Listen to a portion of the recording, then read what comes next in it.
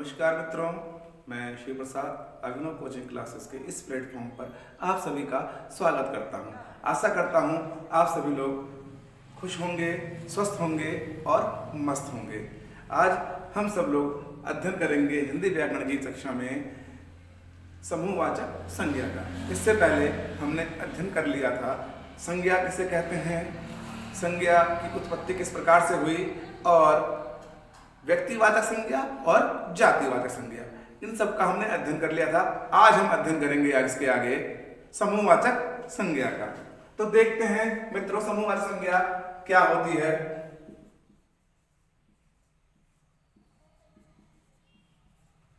समूहवाचक संज्ञा, देखिए जैसा कि समूहवाचक संज्ञा लिखा गया है, इससे स्पष्ट होता है कि वह संज्ञा जो हमको किसी ना किसी समूह का बोध कराए वह समूहवाचक संज्ञा होती है।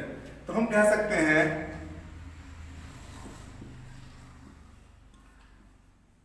समूह का बोध कराने वाली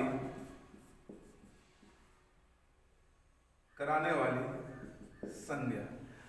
ठीक, अब ये समूह कैसा, किसका समूह का बोध, तो हम कह सकते हैं किसी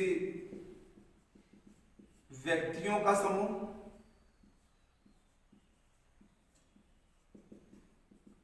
पशुओं का समूह या वस्तुओं का समूह।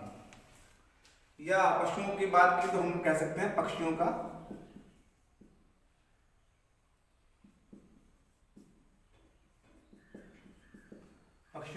समूह।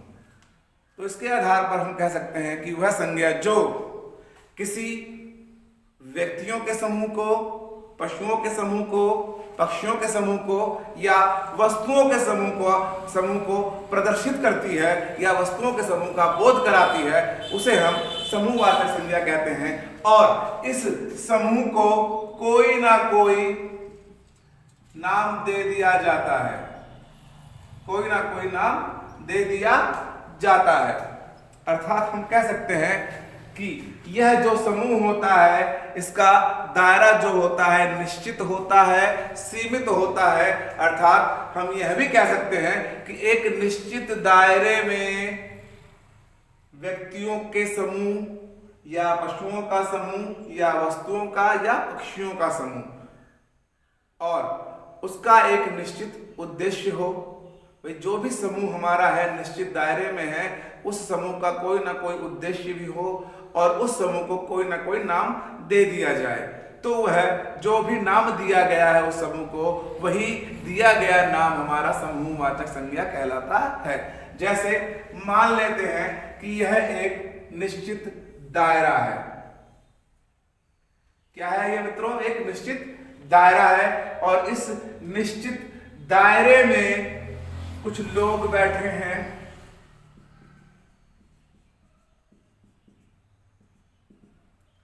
कुछ लोग बैठे हैं मित्रों, और इस दायरे में ये लोग बैठ करके कानून बनाने का कार्य कर रहे हैं। इसका मतलब दायरा भी हमारा निश्चित हो गया और दायरा तो निश्चित हो गया, इसके साथ इनका जो उद्देश्य है वह भी निश्चित हो गया। उद्देश्य क्या है? कानून निर्माण करना। उद्देश्य भी क्या हो गया मित्रों? यहां पर निश्चित हो गया, कानून का निर्माण करना। और इसको हमने नाम दे दिया। क्या दे दिया? नाम संसद दे दिया, संसद दे दिया। अब इस निश्चित दायरे में व्यक्तियों के इस समूह का एक निश्चित उद्देश्य था और इस निश्चित उद्देश्य के लिए संसद का निर्माण किया गया और इस संसद के अंतर्गत ये सभी क्या है? समूह में उपस्थित हैं। तो इसका मतलब ये संसद क्या हो गई? संसद हमारी समूहवाचक संज्ञा हो गई।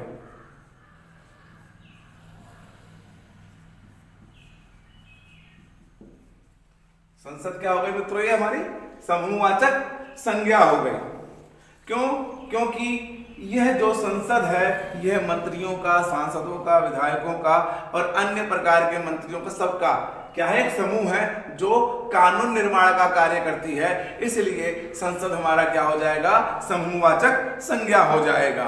इसी प्रकार से यदि हम देखते हैं, हमने कह दिया बाजार, बाजार, तो बाजार के लिए भी एक निश्चित दायरा होता है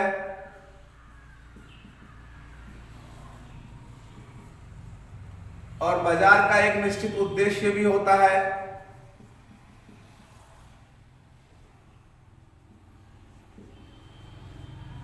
और इसको हमने नाम भी दे रखा है बाजार। इसका नाम भी क्या है, बाजार या मार्केट। और यहां पर लोगों का समूह इकट्ठा होता है। कुछ लोग बाजार में सामान बेच रहे होते हैं, कुछ लोग सामान खरीद रहे होते हैं, कुछ एंजॉय कर रहे होते हैं, कुछ घूम रहे होते हैं, कुछ ना कुछ खा पी रहे होते हैं, एंजॉय कर रहे होते हैं। तो ये सब मिला जुला के इसको हमने नाम दे दिया बाजार। और जब बाजार दे दिया तो बाजार हमारा क्या हो गया, बाजार हमारा समूहवाचक संज्ञा हो गया।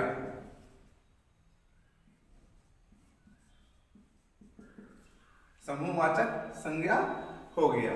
अर्थात इस सब से हमारा यह सिद्ध होता है कि किसी समूहवाचक संज्ञा को होने के लिए, अर्थात उसकी शर्त क्या हो गई, समूहवाचक संज्ञा की कुछ शर्त ये हो गई कि समूहवाचक संज्ञा के लिए नंबर 1 निश्चित दायरा होना चाहिए, नंबर 2 निश्चित उद्देश्य होना चाहिए और नंबर 3 उसको एक नाम दिया जाना चाहिए। और जो नाम दिया गया है वही नाम क्या होगा, समूहवाचक संज्ञा होगा। स्पष्ट है। अब हम कुछ उदाहरण देख लेते हैं समूहवाचक संज्ञा के। जैसे उदाहरण के रूप में हमने कह दिया काफिला, झुंड, गुच्छा। काफिला हो गया, झुंड हो गया, गुच्छा हो गया, घौद हो गई, घौद हो गया हमारा। इसके अतिरिक्त हमारा हमने कह दिया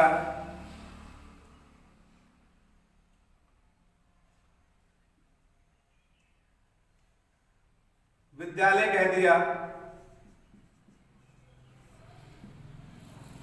मेला, कह दिया विद्यालय हो गया, मेला हो गया, काफिला हो गया, झुंड हो गया, गुच्छा हो गया। इसके अतिरिक्त हमारे बहुत से कुछ हो गए। जैसे हमने और कह दिया कारवा हो गया, सभा हो गया, गिरोह हो गया,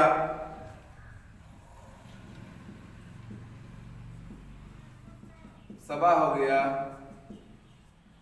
गिरोह हो गया। इसके अतिरिक्त हम कह सकते हैं अस्पताल हो गया,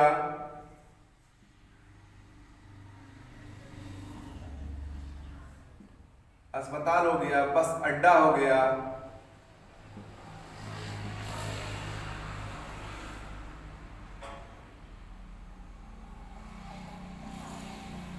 इसके अतिरिक्त हमने थाना कह दिया। तो ये सभी के सभी मित्रों क्या है हमारी, ये सभी के सभी हमारे समूहवाचक संज्ञाओं के उदाहरण हैं। स्पष्ट है मित्रों। इसके अतिरिक्त हम कह सकते हैं, हमने लश्कर भी कह सकते हैं, हम लश्कर कह सकते हैं। लश्कर के अतिरिक्त हम मंडल कह सकते हैं, मंडल के अतिरिक्त हमारा मंडली हो गया। तो ये सभी के सभी क्या है हमारे, सभी के सभी समूहवाचक संज्ञा के उदाहरण हैं। क्योंकि काफिला, झुंड, गुच्छा, घौद, विद्यालय, मेला, कारवां, सभा, गिरोह, अस्पताल, बस अड्डा, थाना, लश्कर, मंडल, मंडली आदि सभी के सभी क्या है, किसी ना किसी समूह का बोध करा रहे हैं। और यहाँ पर एक से अधिक लोगों का, वस्तुओं का या किसी अन्य का इकट्ठा होना पाया जा रहा है एक निश्चित दायरे के अंतर्गत। इसीलिए ये सभी के सभी हमारे क्या हो गए, समूहवाचक संज्ञा के उदाहरण हो गए। स्पष्ट है मित्रों। अब आप लोग यहाँ सोच रहे होंगे कि विद्यालय कह दिया गया है, मेला कह दिया गया है, ये थाना कह दिया गया है, तो जातिवाचक संज्ञा हो सकती है, अस्पताल हमारी जातिवाचक संज्ञा हो सकती है, या कुछ और भी शब्द जो हमारे जातिवाचक संज्ञा के अंतर्गत आ सकते हैं। तो हाँ, जाति, ये सभी जातिवाचक संज्ञा भी हैं और समूहवाचक संज्ञा भी हैं। स्पष्ट है? चलिए इसके आगे देखते हैं।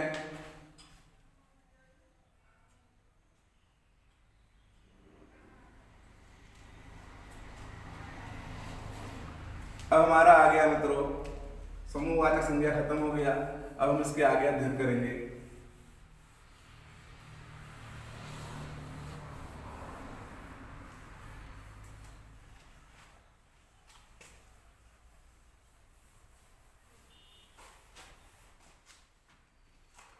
देखिए, कुछ समूहवाचक शब्द हमारे ऐसे भी हैं जो जातिवाचक भी होते हैं और प्रयोग के आधार पर व्यक्तिवाचक भी हो जाते हैं। जैसे हम एक शब्द लेते हैं मेला।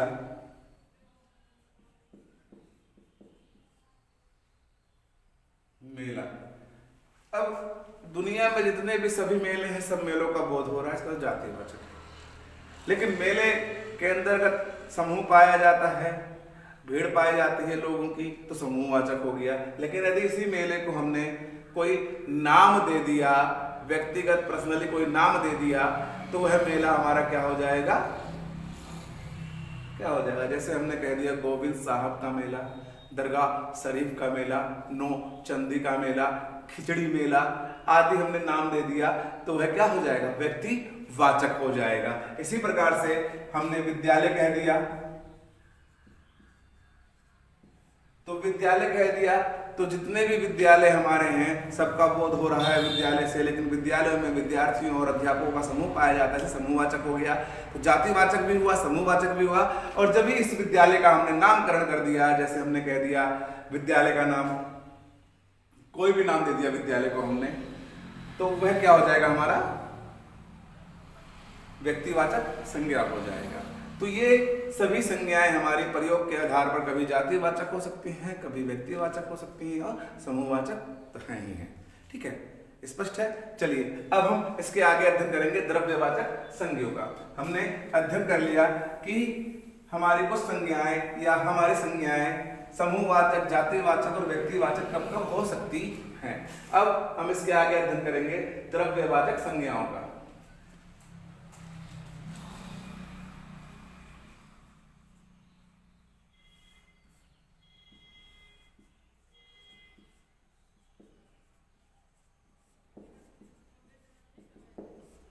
द्रव्यवाचक संज्ञा। अब ये द्रव्यवाचक संज्ञा क्या है? तो हम कह सकते हैं कि नाप तोल की इकाई का बोध कराने वाली संज्ञा द्रव्यवाचक या पदार्थवाचक संज्ञा कहलाती है। किसका? नाप तोल की इकाई का।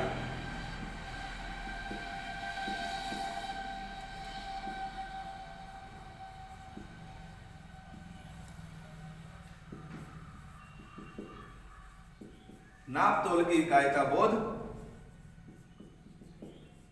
कराने वाली संज्ञा। स्पष्ट है? नाप तोल की इकाई। अब ये नाप तोल की हमारी कई सारी इकाइयां हैं। जैसे हमने कह दिया नाप तोल की इकाई कह दिया हमने ग्राम कह दिया, किलोग्राम कह दिया,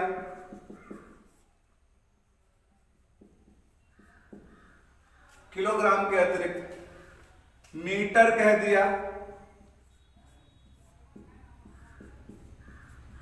लीटर कह दिया,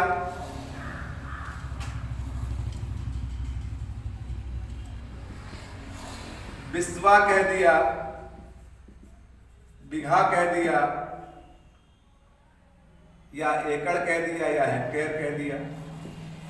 ये सभी क्या है? नाप तोल की ही इकाई है। अर्थात जिन वस्तुओं के साथ, जिन संज्ञाओं के साथ हमारा नाप तोल की इकाई लगा होगा, वह संज्ञाएं हमारी क्या हो जाएंगी? द्रव्यवाचक या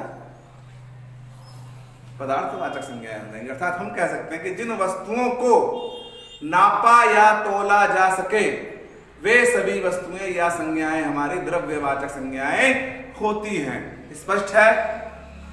जैसे इसके अंतर्गत हम देखते हैं कि कौन कौन सी हमारी संज्ञाएं द्रव्यवाचक हैं। जैसे हमने कह दिया अनाज,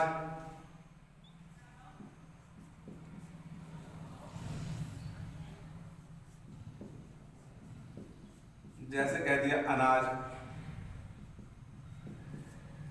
अनाज, अनाज हमारी क्या है? द्रव्यवाचक संज्ञा। अनाज को हम तोल और नाप सकते हैं। अनाज के अंतर्गत जैसे गेहूं हो गया,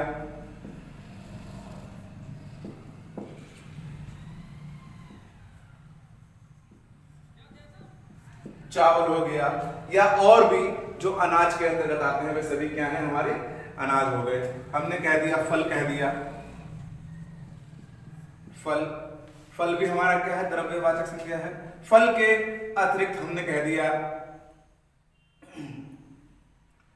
फल के अंदर हमने सेब कह दिया, सेब कह दिया, अनार कह दिया।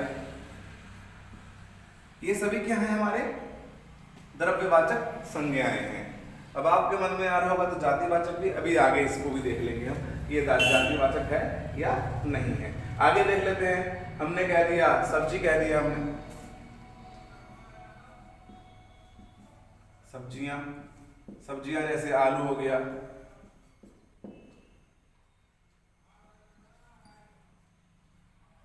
आलू हो गया। आलू के अतिरिक्त हमने टमाटर कह दिया। तो ये सभी के सभी क्या हैं? हमारी द्रव्यवाचक संज्ञाएं हैं मित्रों, ठीक है ना। इसके अतिरिक्त हमने कह दिया द्रव्य, कह दिया द्रव्य में, द्रव्य हमारा लिक्विड फॉर्म हो गया। द्रव ये भी हमारा क्या है? पदार्थवाचक है, क्योंकि द्रव को नापा तो उसने कह दिया तेल, कह दिया तेल हो गया हमारा। पानी हो गया हमारा, पानी के अतिरिक्त तेजाब हो गया, डीजल हो गया, पेट्रोल हो गया, आदि सभी जिसको भी नापा तोला जा सके वे सभी के सभी हमारी क्या होंगी? वे सभी के सभी मित्रों द्रव्यवाचक संज्ञाएं होंगी। अब देखते हैं कि यहां पर मित्रों हम लोगों को लग रहा है कुछ संज्ञाएं हमारे जैसे द्रव्यवाचक के साथ साथ जातिवाचक संज्ञा भी हैं। तो देखते हैं कैसे। देखते हैं जैसे हमने सब्जी कह दिया, सब्जी, तो सब्जी हमको सब्जी कहने सभी सब्जियों का बोध होता है। सब्जी हमारी क्या हो गई? यहां पर जातिवाचक हो गई। और सब्जियों को नापा तोला जा सकता क्या हो गया? हमारे द्रव्य वाचक हो गया। इसी प्रकार से हमने तेल कह दिया, तो तेल के अंतर्गत सभी तेल आ गए हमारे। भाई मूंगफली का तेल आ गया, सरसों का तेल आ गया, या सोयाबीन का तेल आ गया, लगाने वाले बालों में लगाते हैं वो सब तेल आ गए। तो तेल के अंदर बहुत सारे तेल आ गए। तो तेल हमारा क्या हो गया? जातिवाचक हो गया। अर्थात जो अपने लिए सबका बोध कराए वह जातिवाचक होता है। और फिर तेल को हम नाप तोल सकते हैं, इसीलिए तेल हमारा क्या हो गया? तेल हमारा हो गया द्रव्यवाचक हो गया, द्रव्यवाचक हो गया। इसी प्रकार से हम आगे और देखते हैं। इसके अतिरिक्त हमने फल कह दिया, फल, फल में हमारे सभी फल आ जाते हैं। तो फल हमारा क्या हो गया?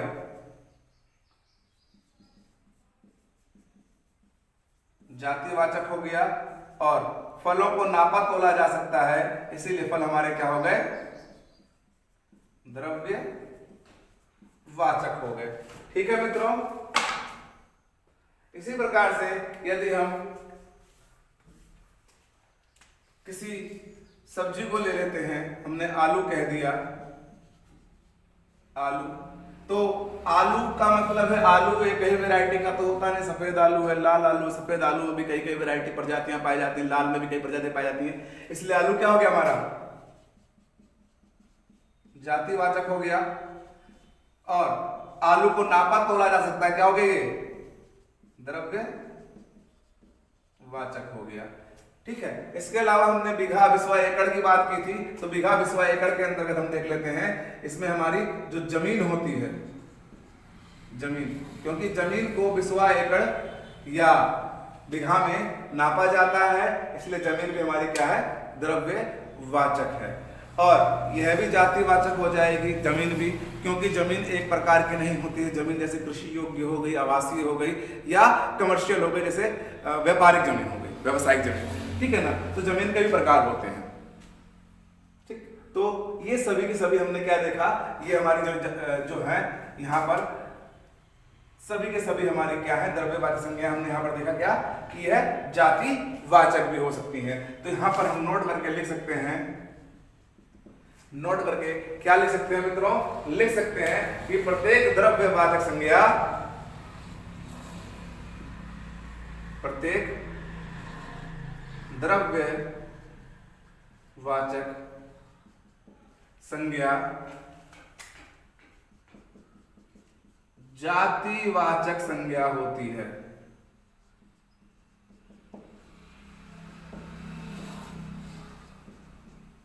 जातिवाचक संज्ञा होती है। स्पष्ट है मित्रों। तो प्रत्येक द्रव्यवाचक संज्ञा हमारी जातिवाचक संज्ञा होती है। हमने इसको देख लिया अच्छे से, ठीक है। तो मित्रों बताना आज की क्लास आपको कैसी लगी, कमेंट करना बिल्कुल ना भूलिएगा, ठीक है। और ऐसे ही और वीडियो को डिटेल में पढ़ने के लिए, गहराई से अध्ययन करने के लिए हमारे इस चैनल को सब्सक्राइब कीजिए, लाइक कीजिए, ठीक है। फिर मिलते हैं एक नई वीडियो के साथ। जय हिंद, जय भारत।